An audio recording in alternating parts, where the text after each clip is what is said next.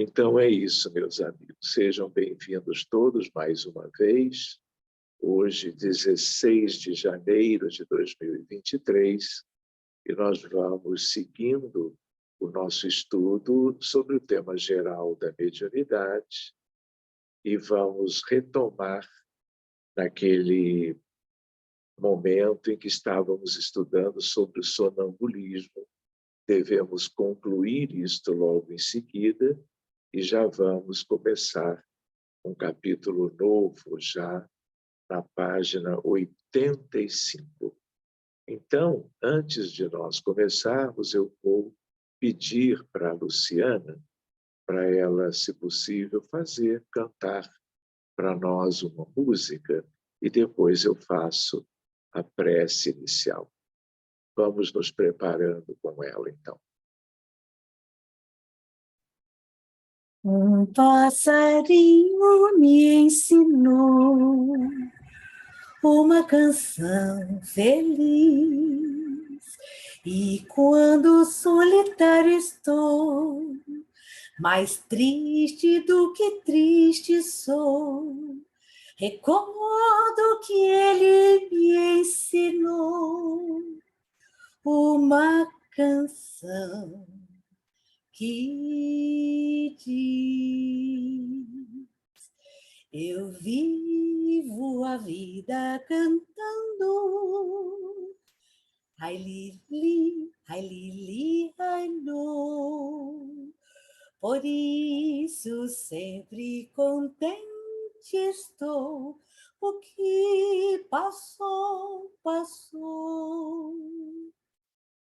O mundo gira depressa e nessas voltas eu vou, cantando a canção tão feliz que diz: ai lili, ai lo.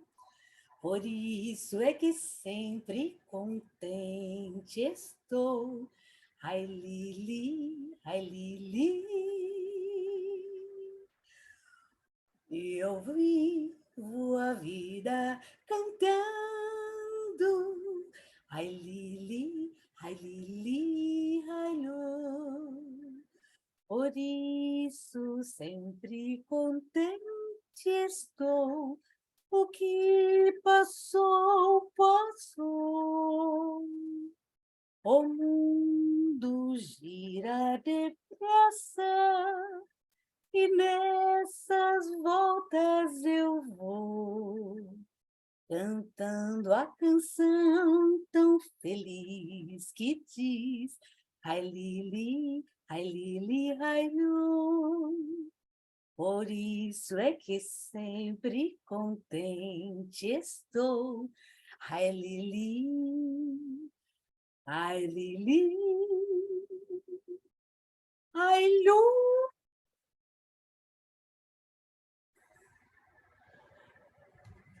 Muito obrigado, Luciana. Nós, então, neste ambiente fraterno, nós vamos dando início ao nosso estudo da noite, procurando a prece que nos una ainda mais entre nós, irmãos e amigos do estudo da mediunidade, e todos nós, aos benfeitores que nos acompanham, que nos inspiram e que nos levam ao conhecimento destas coisas da maneira mais própria. Que durante toda a reunião, Senhor, nosso Mestre Jesus, abençoe a todos, que possamos continuar cultivando todo o bem possível e durante o estudo, que nos mantenhamos em condições vibratórias de muita harmonia, de muita paz, formando como que um núcleo que seja benéfico em proveito de todos aqueles que, mundo afora, estão vivendo suas dores, dificuldades, angústias, problemas espirituais. Que estas equipes que nos envolvem possam trabalhar em favor daqueles todos que estejam com as maiores dificuldades e nós sejamos úteis, mantendo-nos em equilíbrio, em paz e solidários às dificuldades do nosso próximo, de todos aqueles no mundo inteiro. Obrigado, amigos queridos, pela oportunidade de estarmos com vocês, recebendo tanto auxílio e dando uns pequeninos passos adiante no conhecimento e na prática salutar da caridade. Muito obrigado e que assim possa ser. Muito bem, queridos, nós estávamos na nossa apostila, na altura da página 75, nós tínhamos começado o capítulo esse que se chama O Animismo na Prática Mediúnica, lembram? E aí nós fomos considerando os primeiros aspectos, tudo muito simples. Então eu penso que nós poderíamos retomá-lo a partir de Kardec, quando no Livro dos Médiuns, na apostila, nós começamos a própria página 75.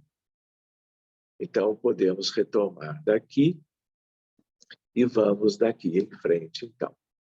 O item diz assim: o sonambulismo pode ser considerado como uma variedade da faculdade mediúnica, ou melhor, são duas ordens de fenômenos que frequentemente se acham reunidos. Em geral, o sonambulismo é mais anímico, que é o nosso tema, o nosso capítulo. Mas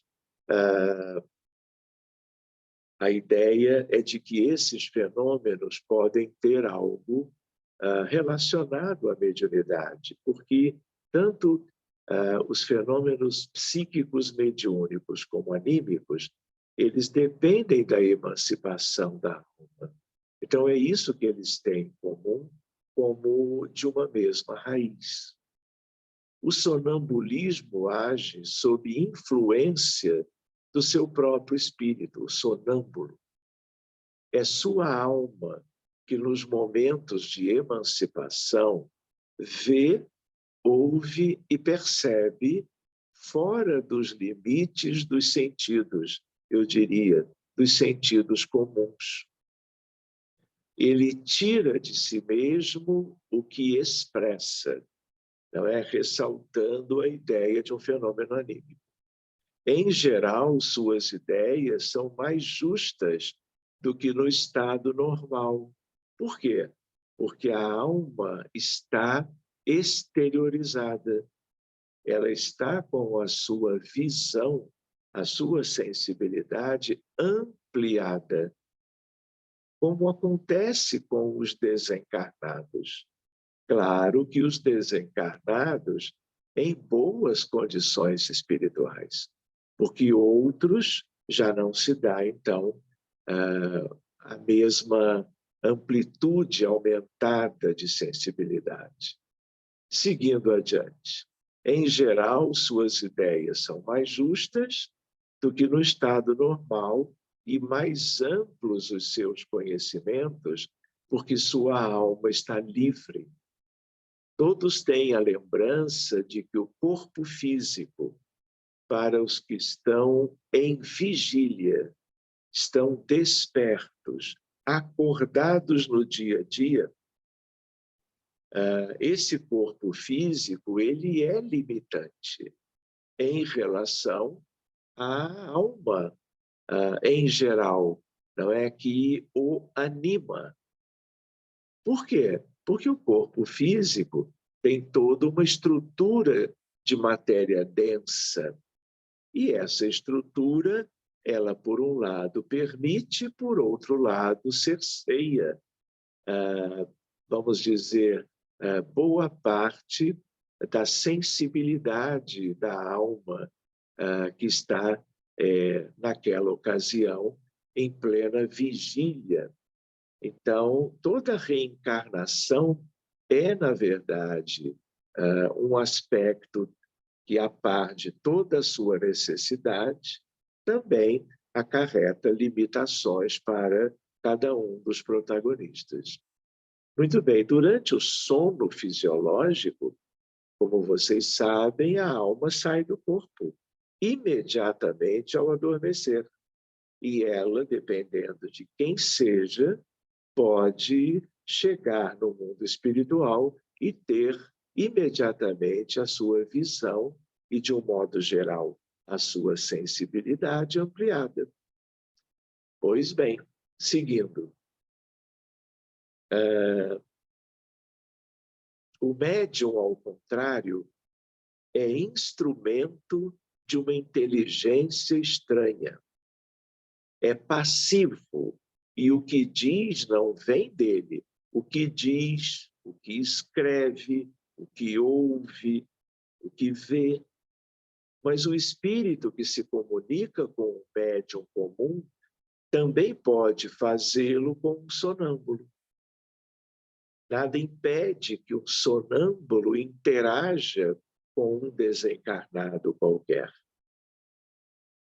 Até porque, exatamente estando fora do corpo, ele vai poder perceber, enxergar e ouvir e até dialogar com um desencarnado qualquer. Mas o espírito que se comunica com o médium comum também pode fazê-lo com o sonâmbulo.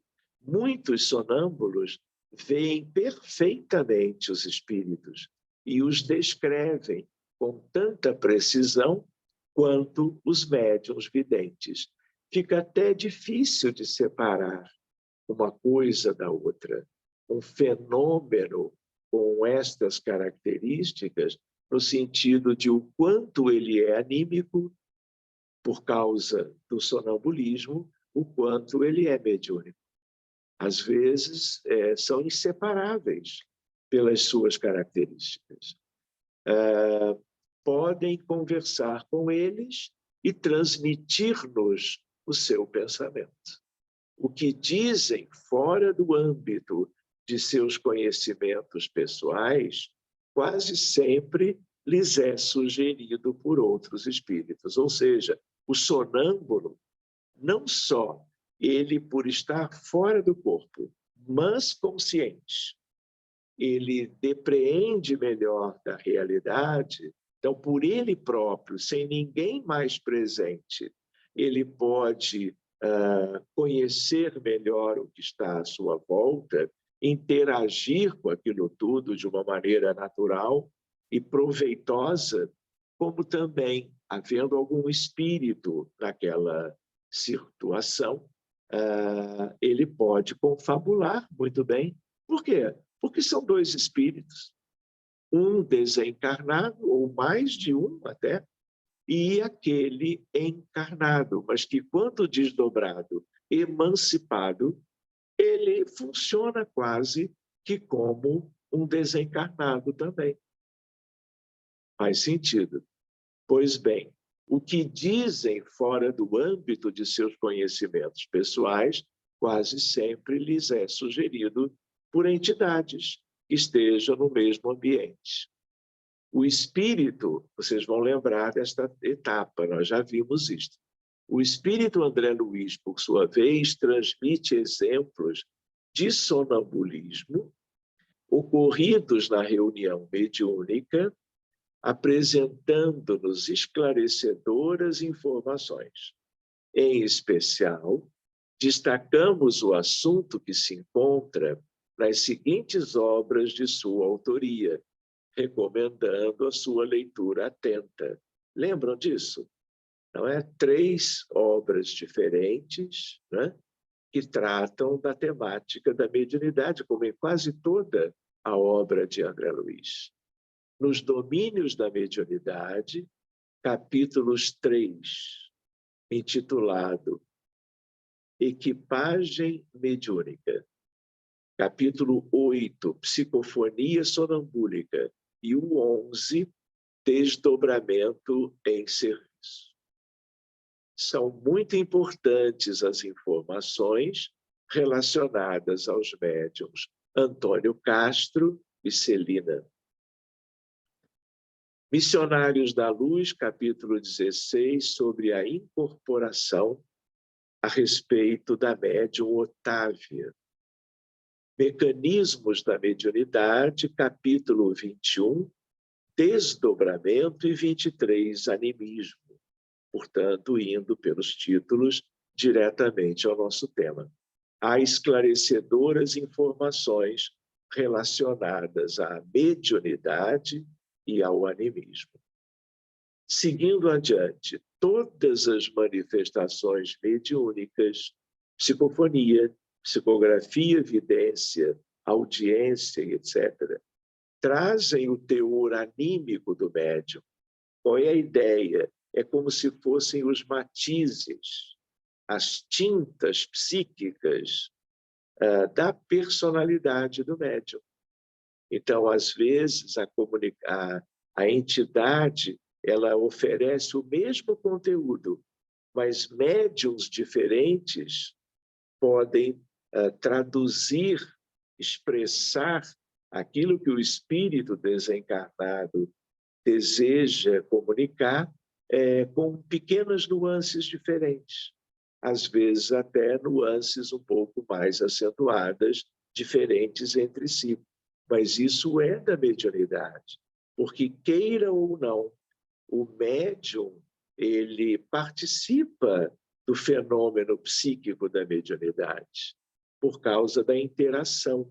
E aí ele envolve a comunicação do desencarnado com algumas coisas da sua própria condição de um espírito encarnado. Seguindo adiante, trazem, então, o teor anímico do médium, uma vez que este não age como uma máquina de recepção e transmissão da mensagem do espírito comunicante. Ele funciona como um intérprete do pensamento do espírito, imprimindo naturalmente às comunicações que intermedia características peculiares à sua personalidade. Lembram? Vimos isto. É por isso que, seja qual for a diversidade dos espíritos que se comunicam com um médium, os ditados que este obtém, ainda que procedendo de espíritos diferentes, trazem, quanto à forma e ao colorido, o cunho que lhe é pessoal. Pondera Allan Kardec, que também explica: o espírito do médium é o intérprete, porque está ligado ao corpo que serve para falar, e por ser necessária uma cadeia entre vós, médiuns, e os espíritos que se comunicam. Como é preciso um fio elétrico para transmitir uma notícia a grande distância, desde que haja na extremidade do fio uma pessoa inteligente que a receba e transmita. Creio que foi exatamente neste ponto que nós paramos da outra vez. Seguindo adiante, ao ser indagado se o médium poderia exercer influência sobre as comunicações dos espíritos recebidas por seu intermédio, Allan Kardec apresenta a seguinte resposta: sim, porque se não houver afinidade entre eles, o espírito do médium pode alterar as respostas e assimilá-las às suas próprias ideias e inclinações. Ou seja, essa afinidade é que permite a sintonia e também alguma espécie de contaminação, entre aspas, das características da personalidade do médium em questão. Porém, não exerce influência sobre os espíritos comunicantes, porque estes é que são os autores das respostas. Respostas, ou independente de quaisquer perguntas, dos conteúdos que eles trazem, porque muitas vezes não são respostas, são aspectos de espíritos com dificuldades que vêm às reuniões trazidos pelos benfeitores para serem ajudados. E eles vão contar as suas questões, vão manifestar os seus dramas pessoais, as suas carências, as suas necessidades. É apenas um mau intérprete. Pois bem, aliás, a interferência do médium nas comunicações dos espíritos pode ser considerada benéfica e até necessária. Em determinadas circunstâncias, como nas manifestações de espíritos muito perturbados e de perseguidores espirituais, é importante que o médium interfira firme e fraternalmente, a fim de que a reunião não seja desestruturada e que a ordem e a harmonia sejam mantidas. Aqui já é uma outra questão, já é o médium procurando até de propósito algo cercear, modular, para que aquilo que vem, às vezes, de um espírito com toda uma impulsividade, aquilo seja dosado, quando necessário, para que tudo transcorra com a devida harmonia e o resultado seja o que todos queremos, que é o acolhimento e o benefício para as entidades que são assistidas por aquela equipe. Pois bem, seguindo adiante, nesse sentido, ao comentarem o Livro dos Médiuns que não há, a priori, médium totalmente passivo, ou seja, aquele que não interfere na transmissão da mensagem, o codificador assim se pronuncia. É passivo o médium quando não mistura as suas próprias ideias com as do espírito que se comunica, mas nunca é inteiramente nulo. Seu concurso é sempre necessário, como o de um intermediário, mesmo quando se trata dos chamados médiuns mecânicos. Então, aqui, valeria a pena uma ou outra lembrança. Nós já vimos antes que existem os médiuns que são intuitivos e os médiuns como que ostensivos. Os médiuns ostensivos, eles podem ser semimecânicos e mecânicos. Os mecânicos são aqueles, como o rótulo sugere, aqueles que vão funcionar praticamente sob o domínio dos espíritos desencarnados que estão se comunicando através daquele médium. Ou seja, quando se fala esse termo mecânico, é como se o médium encarnado, portanto, ele praticamente estivesse fora de qualquer participação naquilo que está através dele o espírito comunicando de um modo ou de outro aquilo que ele deseja fazer naquela reunião. Mas o que ele diz aqui? O que Kardec sugere? Que mesmo nesses casos dos mecânicos, ainda assim, algo do médium está como que presente na comunicação. Claro que do semimecânico para o mecânico, ou lá do intuitivo para o semimecânico, para o mecânico, vai cada vez mais o médium deixando de exercer influência na comunicação.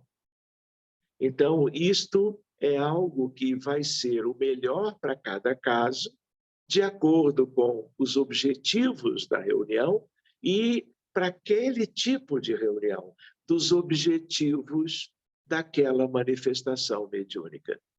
Talvez vocês lembrem, eu me lembro novamente, porque eu também recordo de já ter comentado há muito tempo, vou contar uma historinha que eu vi acontecendo como que numa mesa mediúnica na minha frente. Nós estávamos na Avenida Passos, número 30, aqui no Rio de Janeiro, na sede histórica da Federação Espírita Brasileira, há alguns anos atrás, na reunião, numa delas, reunião do Grupo Ismael. A reunião do Grupo Ismael, da FEB, é uma reunião centenária. Claro que eu participei durante muitos anos, mas ela teve início ainda no século XIX. E só, claro, que mais recentemente nós estivemos participando todas as quintas-feiras.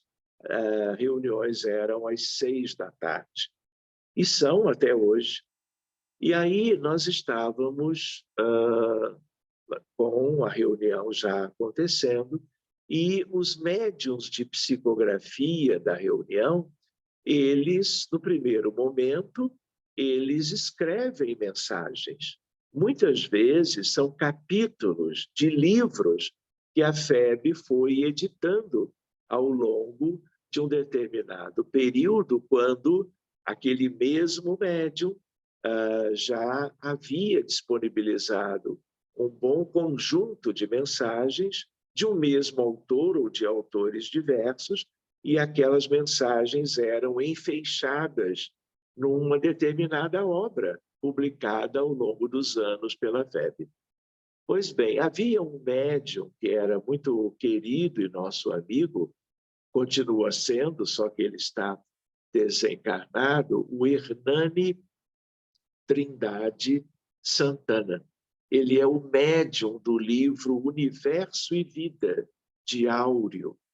E ele é o médium de outros livros, como Amar e Servir e outras obras, todas elas publicadas pela FEB.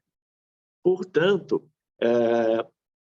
ele se sentava na minha frente, e o oposto também, claro, eu na frente dele.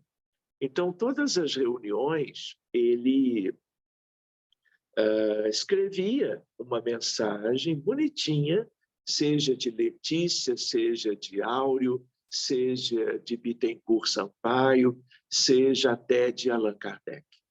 E aí, então, ao final da reunião, cada um que havia escrito uma mensagem qualquer lia para os demais. Também tínhamos um período depois das psicografias, que era o período das psicofonias. E aí o diretor da reunião dialogava, claro, com os médiuns psicofônicos, trazendo os pensamentos das entidades. Muitas vezes, entidades que tinham questões sérias ligadas ao movimento espírita no Brasil e no mundo, e com questões que a FEB tinha a ver diretamente.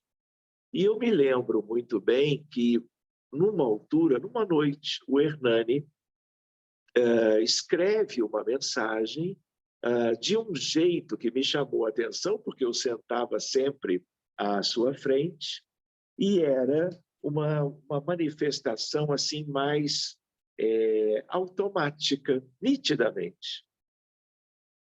Ao contrário de outras que o Hernani escrevia mais espaçadamente, mais devagar. E quando a reunião terminou e foi a hora da leitura, ele disse ao pessoal que estava ali, diz, olha, aconteceu uma curiosidade. Desta vez, Áureo me levou para longe, no sentido de, olha, não era para ficar na vizinhança, dentro, vamos dizer, do cenário da reunião do Grupo Ismael.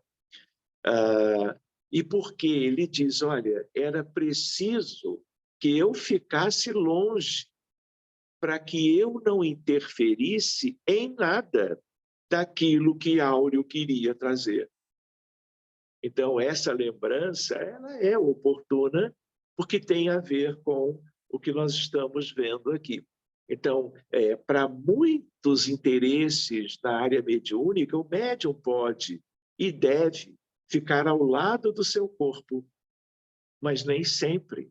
Tudo depende dos objetivos da reunião e, para cada reunião, dos objetivos daquela manifestação.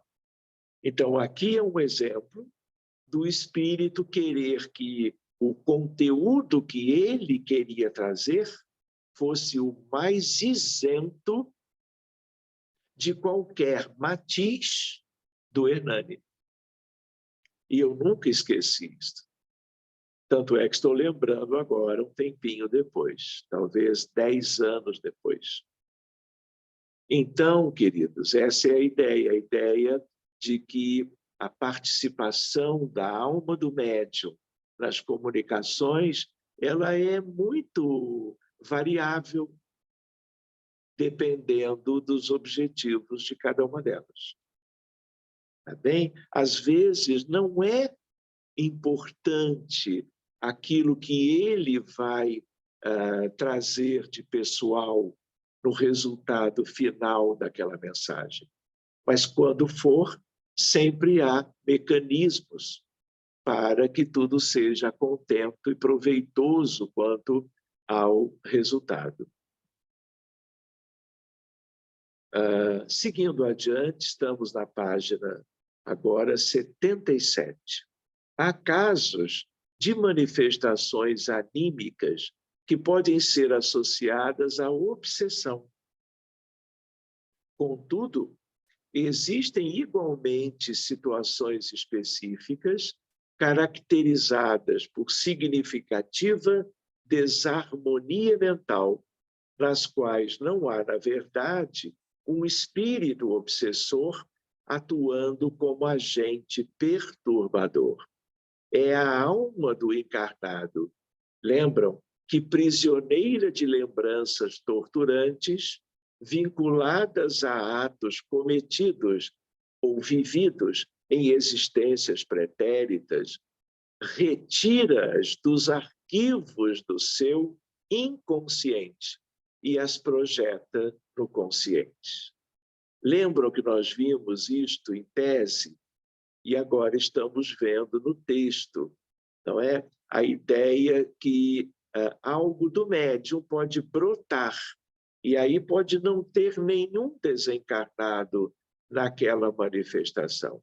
É algo tão somente da sua memória profunda e que, porque envolve questões dolorosas, equivocadas, perturbadoras, que ficaram guardadas a 7 chaves, porque nós, quando reencarnamos, nós esquecemos praticamente tudo do que já foi vivido de véspera, em circunstâncias específicas, eu diria até especiais, pode ser útil que aquilo brote, venha à tona, e muitas vezes sem que o próprio médium saiba.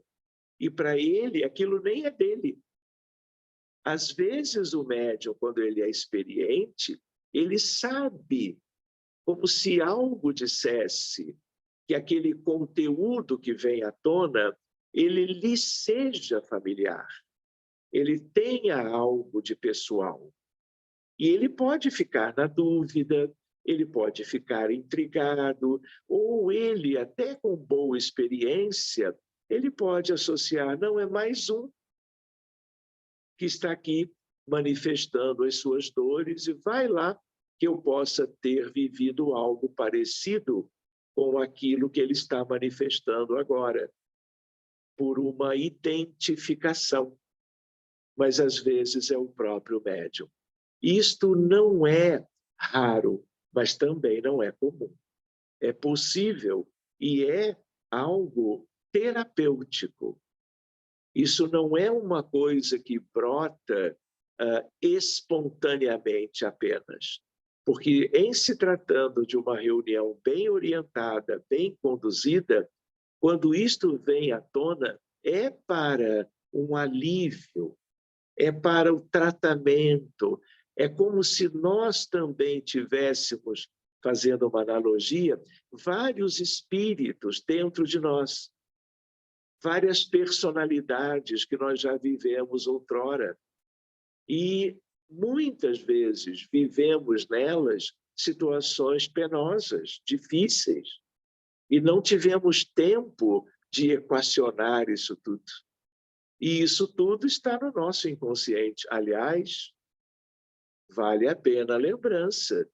Nós estamos, ao mesmo tempo, conversando sobre a mediunidade e certos aspectos, mas essas questões do mundo pessoal, não é? Também têm a ver com os desequilíbrios mentais, os transtornos mentais, que podem ter uma origem, em parte, externa, por processos obsessivos bem evidentes, mas também podem vir de experiências tristes, difíceis, que não foram devidamente superadas ainda. Tudo é de se estudar caso a caso, como a medicina nos sugere.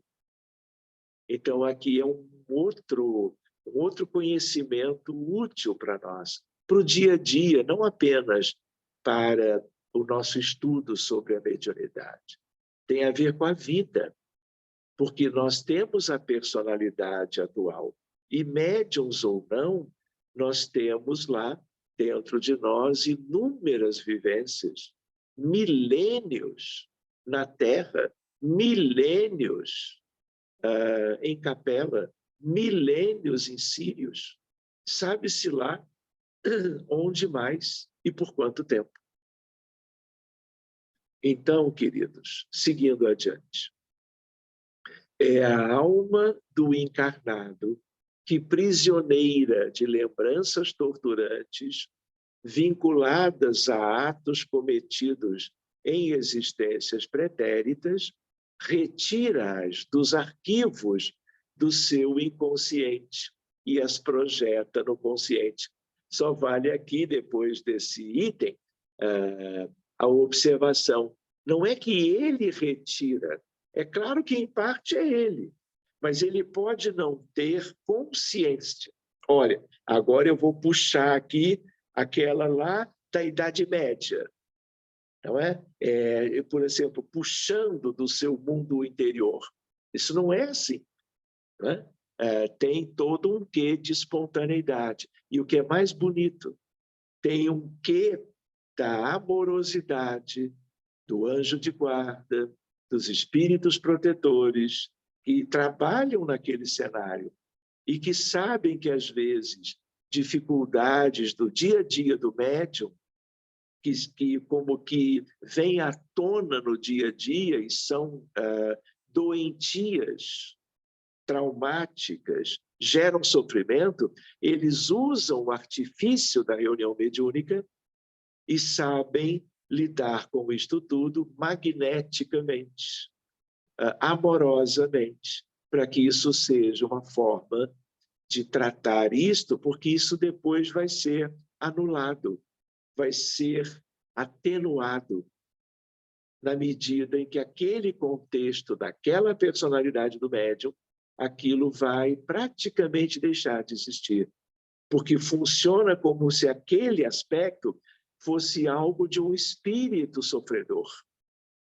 Então, assim como se acolhe o espírito dito sofredor, e são uma nota tônica das reuniões mediúnicas de assistência, personalidades antigas de qualquer um de nós são sofredoras e podem, desse modo, vir à tona.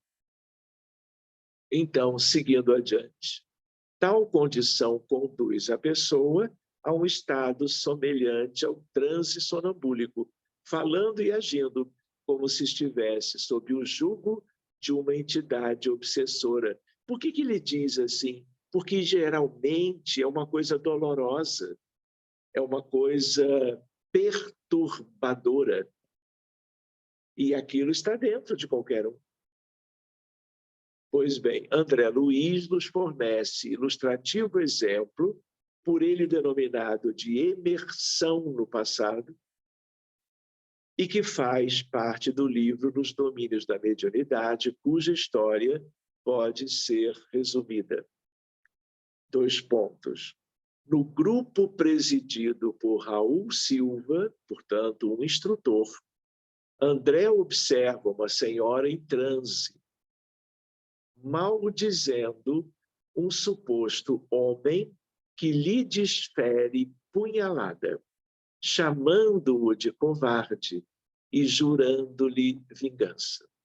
Raul busca acalmá-la, convidando-a ao perdão e à entrega da sua sede de justiça a Deus, mas ela diz que não consegue se libertar do passado odiento em que ele a fez infeliz. Agora vem Aulus, outro instrutor. Aulus esclarece que ela manifesta uma personalidade de outra existência, porque se vê diante do antigo desafeto, que ainda a persegue e revive sua experiência que se deu no velho mundo no século XIX. Ela mobilizou grande quantidade de energia emocional na referida experiência e reencarnou na esperança de esquecer. Mas o corpo físico não superou a cristalização mental dos seus sofrimentos e eles ressurgem quando ela se vê diante do seu algoz, comportando-se como se tudo estivesse acontecendo novamente, parecendo aos desavisados ser outra entidade a se manifestar. Para a psiquiatria, é candidata a tratamentos rigorosos, mas é enferma espiritual, exigindo amparo moral para a sua renovação íntima. Muito comum para dirigentes e médiuns, porque a história de qualquer um que esteja vivendo uma reencarnação na atualidade é uma história de dificuldades e experiências difíceis que foram sendo vividas ao longo dos séculos. Então, tudo isso é muito nosso, vamos dizer assim. E a outra questão que vale a pena mencionar é que esses aspectos, às vezes, eles, para certos médiuns, homens ou mulheres de qualquer idade, podem se manifestar fora da reunião mediúnica. Isso é muito comum. E muitas vezes isso chega no campo dos transtornos mentais. Muitas vezes sem diagnóstico, sem reconhecimento da parte do próprio ou da própria, tanto quanto dos circunstantes, que são os familiares, colegas de trabalho, convivas, né? mas que, na verdade, são personalidades superpostas que, no dia a dia, com fatores desencadeantes ou não, circunstanciais, vêm à tona no dia a dia. E, muitas vezes, se há mecanismos de reconhecimento, isto chega aos colegas da saúde mental, o que pode ser muito bom, dependendo de quem vai se envolver buscando a terapêutica. Mas, às vezes, não. E, sem o reconhecimento, isso acaba comprometendo a condição emocional do médium no dia a dia, na vida cotidiana. E é muito mais comum do que nós poderíamos imaginar. E pode ser um problema delicado na vida de um médium qualquer.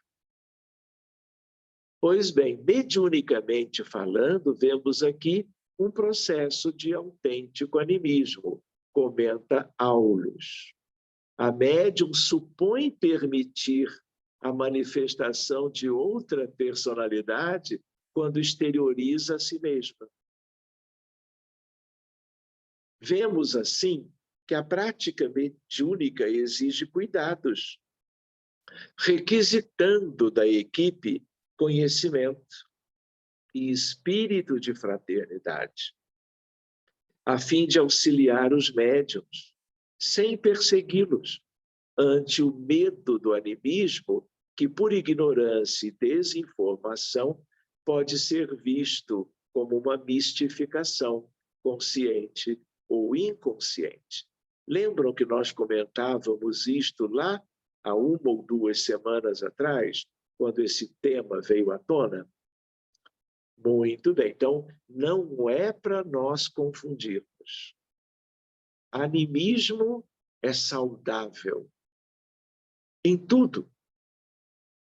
Trará benefícios se bem conduzido em tudo. Se bem conduzido. Mistificação é outra coisa. É quando o próprio médium, inconsciente, mas às vezes até consciente, ele faz de conta. Ele cria uma ideia fantasiosa e, portanto, desprovida do senso de realidade. Pois bem, isso é outra questão e vai merecer, claro, outro tipo de cuidado, mas também merece o melhor cuidado possível da parte de quem dirige a instituição ou a própria reunião. André Luiz, 2 pontos. Muitos companheiros vêm convertendo, olha que importante isto, a teoria animista num travão, num bloqueio injustificável, a lhes congelar preciosas oportunidades de realização do bem. Portanto, não nos cabe adotar como justas as palavras mistificação inconsciente ou subconsciente para batizar o fenômeno, no sentido de dizer que é uma mistificação que não é da livre vontade do manifestante. Enfim, é preciso muito tato e bom entendimento na condução desse assunto, verificando apenas se as interferências anímicas do médium não ultrapassam o limite do aceitável.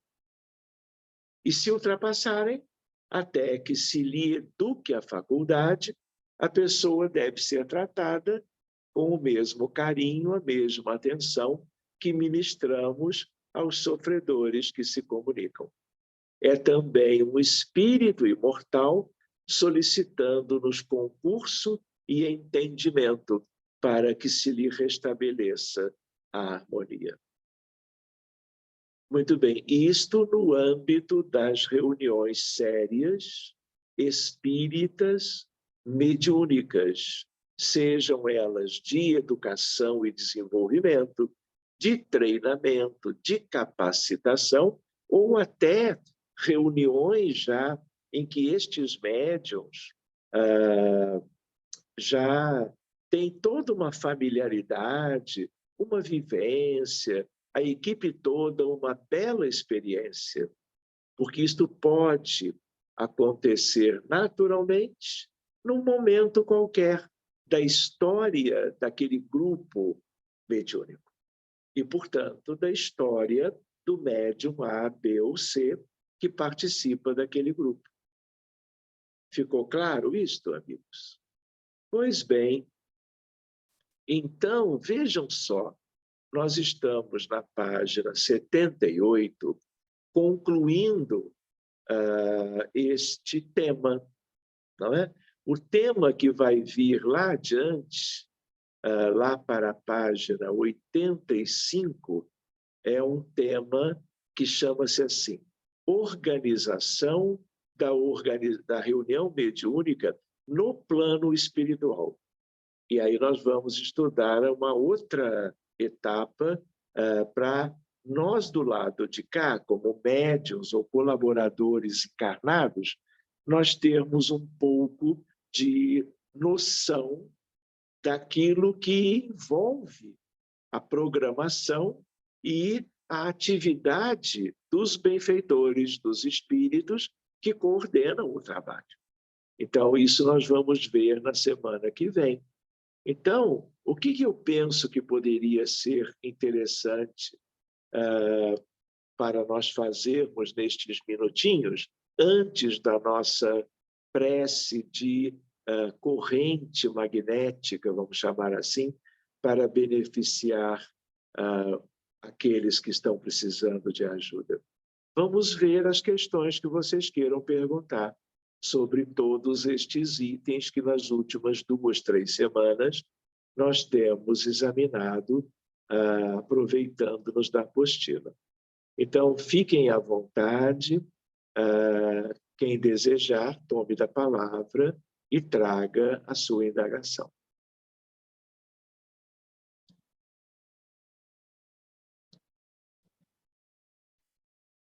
Oi, Sérgio, eu gostaria de fazer uma pergunta.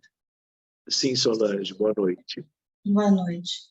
Como é que você identifica que isso é uma situação anímica ou não? O que pode identificar? É para o médium mesmo, que às vezes não tem consciência disso, ou para as pessoas que estão na reunião, que aquilo é uma coisa de uma personalidade do médium e não o espírito em si, né? Claro. Solange, muitas vezes isso passa desapercebido. Tanto para o próprio médium, e essa é a regra para o médium, ele pode ter uma ligeira ideia de que naquela reunião algo diferente aconteceu. E aí ele fica com a dúvida, será que é pelo jeito do tal espírito que se comunicou, que na verdade era ele próprio, porque alguma coisa pode vibrar psiquicamente diferente o restante das comunicações usuais de meses ou anos do seu trabalho. Então, essa é uma ideia, mas muitas vezes ele não se dá conta, não registra como que nada que o faça perceber que aquilo foi diferente do que costumava ser tudo aquilo que ele já tinha de experiência com espíritos desencarnados através dele. Nunca passa desapercebido aos dirigentes espirituais, aos desencarnados, até porque, muitas vezes, Solange, para beneficiarem o médium este ou aquele, são eles que favorecem para que aquilo daquele médium venha à tona no momento oportuno, não no momento daquela reunião, momento da caminhada daquele espírito, do médium em questão. Então, eles têm o controle. Então, eles nunca são surpreendidos. Mesmo que o sejam, que aquilo brote espontaneamente e não por ação deles, eles logo sabem o que é aquilo e cuidam para que o resultado daquela manifestação seja o melhor possível. Agora, o que acontece? A dirigente, o dirigente, dependendo da sensibilidade, da experiência, ele percebe. Pelo diálogo, por uma palavra, por conhecer melhor o médium. E aí ele nota certas coisas e ele pode questionar para confirmar ou não, se ele entender que isso é válido. Do contrário, não é necessário. Ele pode ficar com uma leve ideia do que tem acontecido, mas tendo acontecido foi benéfico. Então, essa é uma outra ideia. Quando o dirigente tem sensibilidade para isso, ele percebe. E ele vai cuidar de tudo aquilo como ele sempre cuidou dos demais momentos da reunião, quando eram espíritos desencarnados propriamente. Tem dirigentes que não têm sensibilidade para esta percepção, mas tem como que toda a melhor formação para a direção das reuniões e dos trabalhos, quando os espíritos desencarnados são os que mais, claro, se manifestam. Então, não há necessidade de que isso deva vir à tona. Agora, quando se percebe, o dirigente deve trabalhar ele sozinho. A analogia sobre o teor da manifestação e aquilo que tem a ver com as características da pessoa do médium. Se benéfico. Do contrário, passa-se adiante. Sim, mas para o médium, mesmo que ele perceba que tem alguma coisa que é dele mesmo, né? E o dirigente não tocar em nada, isso fica como uma coisa irrelevante, né? Como foi uma coisa que foi para o bem da pessoa, como se fosse uma catarse, né? E é isso mesmo. A palavra catarse, ela se aplica aqui, num certo sentido. Então, se o médium tiver consciência e identificar aquela manifestação como algo que é dele, ele pode pedir ajuda para administrar melhor aquilo. Porque uns terão capacidade de fazê-lo, outros não. Então, tudo depende da experiência do médium, do estudo do médium, do conhecimento, portanto, desses fenômenos, quanto, inclusive, a sua naturalidade, e dependendo do teor, né, aquilo pode gerar alguma preocupação. E aí ele vai buscar o dirigente para conversar, se aquilo vem da parte dele. Então, Entendi. pode haver uma iniciativa do dirigente ou da dirigente e do médium, ou dos dois. Tudo é bom. E outra questão é se vale a pena ou não trabalhar esse aspecto na presença de todos do grupo. Entendi. Porque, às vezes, são questões delicadas, de vidas pregressas daquele médium. E aí, para não expô-lo, pode haver até, vamos dizer assim, o fenômeno, mas o fenômeno para todo mundo passa como se fosse tipicamente mediúnico, mas é anímico, para não haver nenhuma dificuldade para quem quer que seja. Entendi. Compreendeu? Obrigada, Sandra. Entendi. Nada. Obrigado a você, Solange. Então, alguém mais gostaria? Professor, João Oi, Leandro. Leandro. Tudo bem? Boa noite a todos, tudo Há bom? quanto tempo? Tudo bom? Pois é, tudo bom, graças a Deus. Professor, tem uma dúvida, aproveitar o gancho aí da nossa irmã que já perguntou sobre animismo. Assim, a espiritualidade, como o professor sabe, assim, a gente tem algumas oportunidades de trabalho no bem, mas sempre à distância por causa das dificuldades pessoais nossas, né, do trabalho profissional. Então, assim, os locais onde eu trabalho não tem centro espírita de próxima localidade, né, então acaba sendo muito à distância, assim. Então, o que eu tenho percebido, assim, ao longo dos trabalhos de auxílio, são sempre trabalhos relacionados à irradiação, né, e também não tem como ter, por questões mesmo de segurança, né, não tem essa questão da psicofonia, é muito raro, é só quando tem orientação de algum espírito, assim, com mais respeito, né, ao aparelho mediúnico. Mas aí o que a gente tem percebido? Essa questão do animismo, pelo menos no sentido mesmo da espiritualidade utilizar o nosso conhecimento, isso tem ocorrido com muita frequência, sabe? Assim, particularmente comigo, assim, um exemplo é a questão de utilizar a força da natureza por ideoplastia, né, para a limpeza de ambientes. Então, assim, inicialmente, eu tive uns sonhos em que esses sonhos existiam forças da natureza. Assim. No início, eu achava até que era pesadelos, porque tinha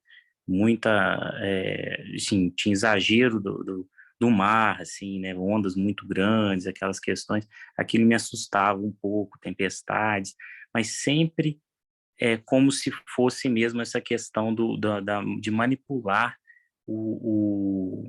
os elementos da natureza, assim, nos sonhos lúcidos, né? E aí depois veio a oportunidade de fazer a limpeza, o pedido em um grupo de radiação, né? Fazer limpeza de ambientes, e aí veio a orientação por psicografia.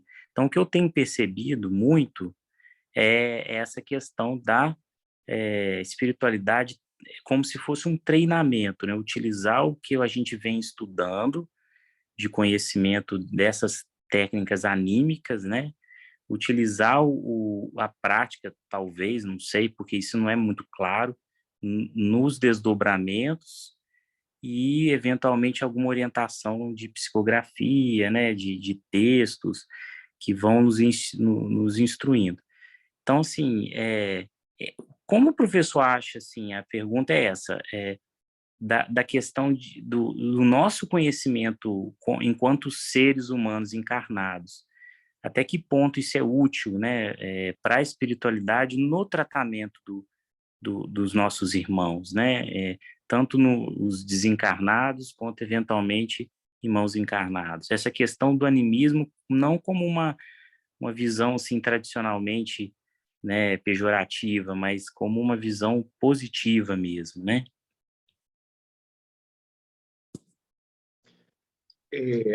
Leandro, veja só, aqui na sua dúvida é algo completamente diferente. Uma coisa, você sabe disso, eu também sei disso. Assim, ó, uma coisa é o animismo do dia a dia, não é? Outra coisa é o fenômeno anímico durante uma reunião mediúnica em que vem algo que é, na verdade, do próprio médium, com uma ideia de que seja mais um espírito que vai comunicar o seu sofrimento, em geral, sofrimento. Né? Agora, você se refere a reuniões que eu não participo. Eu sei que você gosta de estudar certas coisas, e existem técnicas que dirigentes, vamos chamar assim, dirigentes entre aspas ou sem aspas, se utilizam para certas ações benéficas dentro de reuniões mediúnicas. sérias, proveitosas, bem orientadas em qualquer lugar do mundo. Sejam essas que você conhece ou não, porque eu não as conheço. Agora, se do desdobramento do sono, você como médium, não é? Nos teus sonhos, você participa de uma reunião ou outra, não sei com quem, não sei o teu papel, não sei quem dirige, não sei a equipe, não sei o propósito. Você se vê utilizando a ideoplastia, movimentando, vamos dizer assim, elementos da natureza para isto ou para aquilo, né? Isso pode ser válido, pode ser proveitoso, desde que haja uma equipe, uma estrutura, uma hierarquia, não é? E aí você e qualquer outro colaborador pode ser chamado a participar. Então, eu não sei bem do que se trata, mas se é bem orientado, bem dirigido, bem exercido e de bons resultados, isto pode ser perfeitamente válido. Mas não é o comum, Pedro. O comum é o protótipo da reunião mediúnica séria na casa espírita, no centro espírita, e atividade presencial com toda a equipe, no sentido de dirigente, médiuns de apoio, não é? E médiuns ostensivos. E aí a ideoplastia, ela tem o seu papel para muitas equipes, para outras não. Então, tudo é meio como em medicina, caso a caso. Então, é válido? Desde que o trabalhador, seja ele ostensivo ou não, ele conheça bem.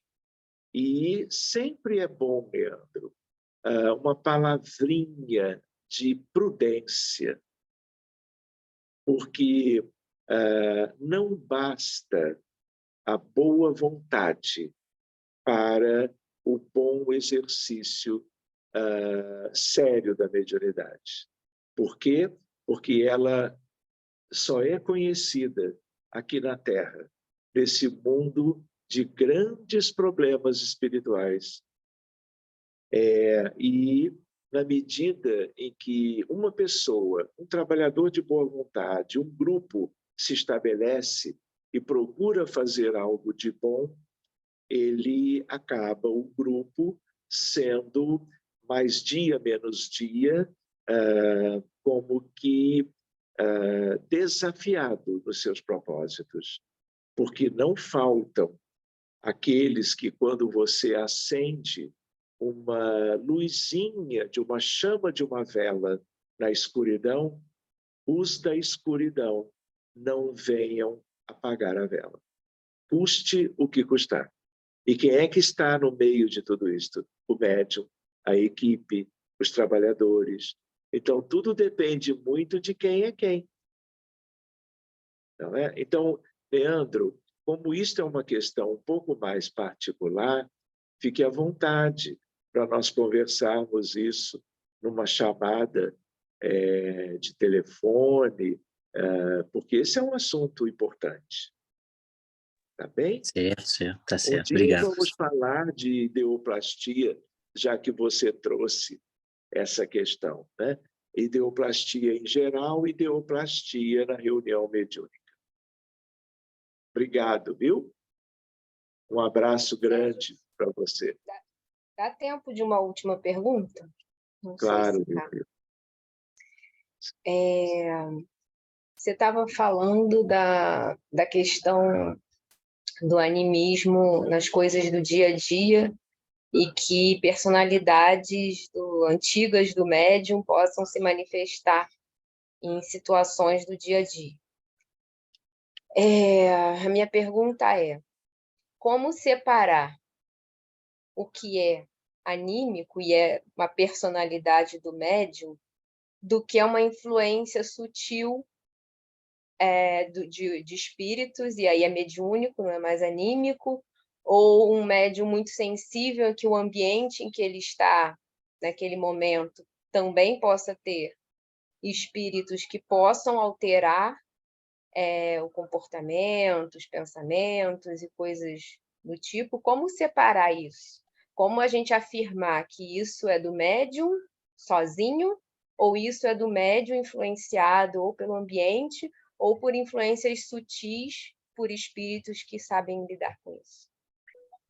Vivi, olha, no dia a dia, são 24 horas, não é? Mesmo as muitas horas do período de vigília, em que a pessoa, que é um ser humano comum, seja ele médium ou não, ele está envolvido em questões variadas da sua vida, né? Então, nem sempre é evidente isto. Na maioria das vezes, isso passa desapercebido dele próprio. E ele não se dá conta e vai vivendo as circunstâncias sem despertar para essa possibilidade. E a outra questão é que, como existem as duas coisas, e tudo é quase que inconsciente, tudo é delicado, sutil, é difícil separar uma coisa da outra, porque ele não está numa equipe, ele não está no âmbito de uma reunião mediúnica. Ele está no ônibus, ele está em casa, participando da vida familiar, no trabalho, num ambiente qualquer, dos ambientes humanos de qualquer um. Então, o que ele precisa? Saber que ele necessita de equilibrar-se, vigiar e orar, muito mais do que ele supõe. Muito mais. Porque ainda sendo médium ostensivo, se ele o é, ele ainda é mais sujeito às duas coisas. Ao que vem de dentro dele, porque isso é patrimônio dele ou dela, e também o que venha de fora e que interage com as brechas que ele oferece para essas entidades pela falta de conhecimento e de vigilância.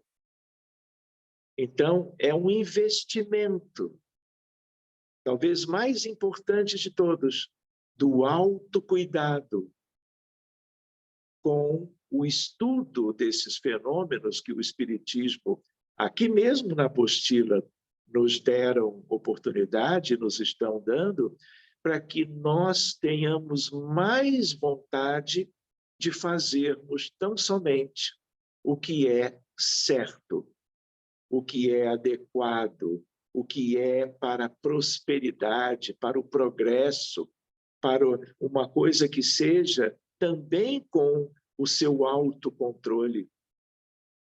Porque se ele acha que ele pode simplesmente, sabe, ir fazendo dia a dia, dirigindo para cá ou para lá, se movimentando para as suas responsabilidades, convivências, interações, isso vai ficando muito frequente. E, às vezes, Vivi, o próprio médium, ele ou ela, não estão conscientes, não percebem, não valorizam, e o que é mais grave, não se importam. Inclusive, não se importam dos efeitos quanto aos que estão na sua vizinhança e que estão no dia a dia. Leia-se, familiares, colegas de trabalho, ambiente esse ou aquele. Esses impulsos que vêm de dentro porque são anímicos.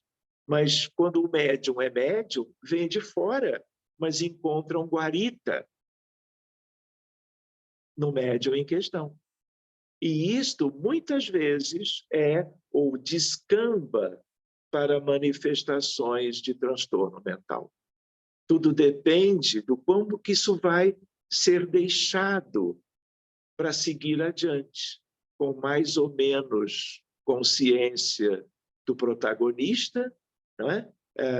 Em que ele vai mais ou menos compreendendo as suas coisas. E o que às vezes acontece é que já pode haver todo um prejuízo à sua volta. E esse prejuízo é que às vezes é o que vai levar a uma ideia, olha, tem algo errado, vou buscar ajuda. Ou ele pode simplesmente não valorizar essas questões ou esse amontoado de vivências que geram dificuldades para si e para os que estão convivendo com ele ou ela. Esse é um aspecto importante do dia a dia. Aliás, Vivi, de todo mundo, mas quem tem mais mediunidade, mais facilidade, tem facilidade, vejam que interessante, tanto para o fenômeno anímico que brota de dentro, como que para o mediúnico que vem de fora, mas parece que é de dentro e vice-versa. Então, não é fácil ele perceber, mas ele precisa entender que o que vai melhorar isso tudo chama-se humildade. Chama-se estudo, boa vontade, vigilância, porque o mundo é o que é pelo que nós somos, com as nossas deficiências e necessidades. E mais ainda, com o que nós temos em nosso derredor, porque é um mundo de expiações e provas. É um mundo que é um hospital. Nós não podemos esquecer isso. Nós somos enfermos desse hospital e estamos em meio a outros, encarnados e desencarnados, numa interação múltipla, mas que tem uma finalidade, que é o progresso de todo mundo. Qual é a finalidade de um hospital? É de que todos os envolvidos façam o seu melhor em proveito de todos. Enfim, como agora são 8h21 no horário nosso, obrigado, Vivi. Se vocês tiverem alguma questão, vamos deixar para a nossa próxima reunião, que vai ser no dia 23 de janeiro. Está bem assim? Vamos fazer, então, a nossa prece? Pode ser? Se alguém quiser muito perguntar algo, pode me escrever pelo Zap, né? Não precisa esperar para a próxima semana, se não for tão relevante, tá bom? Esperamos para a nova segunda-feira. Estão todos bem? Então, eu vou pedir agora para nós, para Vivi interromper a nossa gravação para a prece pelos demais. E no final, então, eu vou também pedir a Luciana para cantar mais uma música para nós.